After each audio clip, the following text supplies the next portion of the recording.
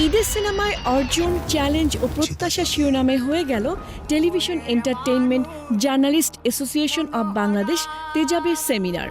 দর্শকেরও কিন্তু একটা দায়বদ্ধতার জায়গা আছে যে সে আসলে কি নিতে চাচ্ছে।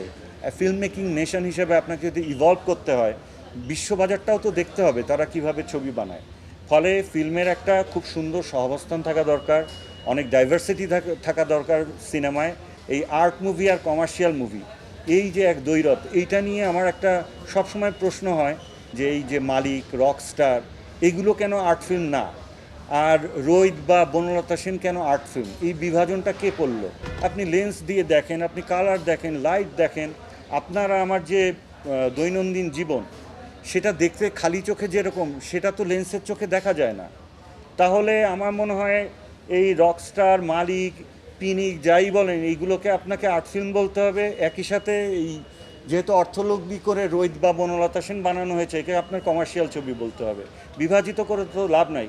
আমার যেহেতু আমার অর্থলগ্নির টাকা তোলার তাগিদ আছে, তাহলে এটা অবশ্যই কমার্শিয়াল ছবি। অপূর্ব ছিল এই ধরনের একটা ছবি বানাতে। আসলে বাংলাদেশি প্রেক্ষাপটে সাহসের দরকার হয়। আসলে এই ধরনের কাজ বাংলাদেশে খুব কমই হয়, যেখানে আসলে কবিতার একটা লাইন থেকে একটা সম্পূর্ণ মুভি।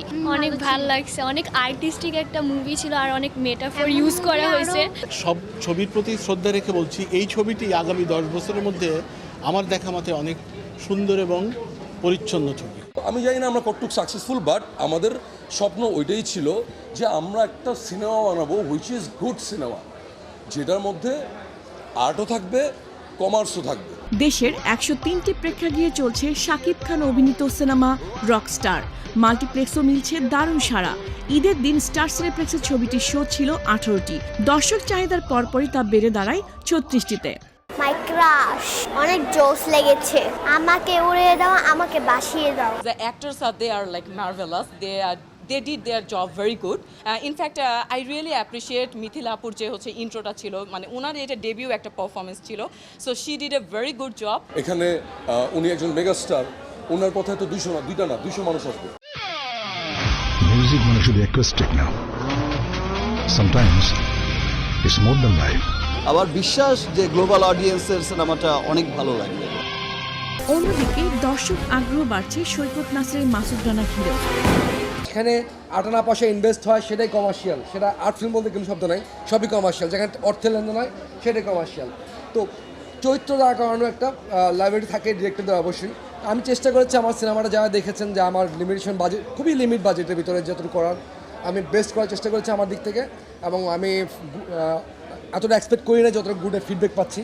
আলোচনায় রয়েছে মেজবাউর রহমান সুমনের রোহিত। রোজ যখন করেছিলাম তখন আমার একটু সাহসটা আমার একটু বেশি বলা যেতে পারে, যে আমার কাছে মনে হয়েছে যে যেহেতু হাওয়া দেখেছে, তাহলে আমি দর্শককে আর একটু চ্যালেঞ্জ দিই। দর্শকের মনোজগতে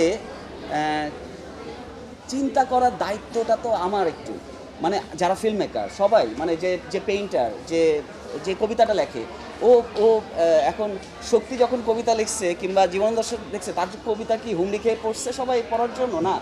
কিংবা ভ্যান গগ যখন ছবি আঁকছে, তার ছবি তো বিক্রি হয় নাই, তার ছবি তো ফুটপাতে তাকে দাঁড়া করায় তাকে ছবি করতে হয়েছে। সো বিষয়টা ওই যে 7 দিনের অর্জন হইলে আমাকে অর্জনটা এখনই দেখাইতে হবে, কিন্তু আমি যদি একটু লম্বা টাইমের অর্জন বলি, তাহলে সেটা লম্বা টাইম ধরে একটা সিনেমার একটা আর্ট ফর্মের অর্জন হয়। সাড়া ফেলেছে সাইফ চন্দন পরিচালিত মালিক। সিনেমা হলের যেই জায়গাটা, সেটা হচ্ছে পাবলিকের একটা আলাদা একটা এক্সপেকটেশন ছিল। সেই জায়গা থেকে পাবলিক ছবিটা দেখতে এসছে এবং দেখতে এসে ভালো ফিডব্যাক দিচ্ছে। আসলে এর থেকে বড় প্রাপ্তি তো আর কিছু হতে পারে না।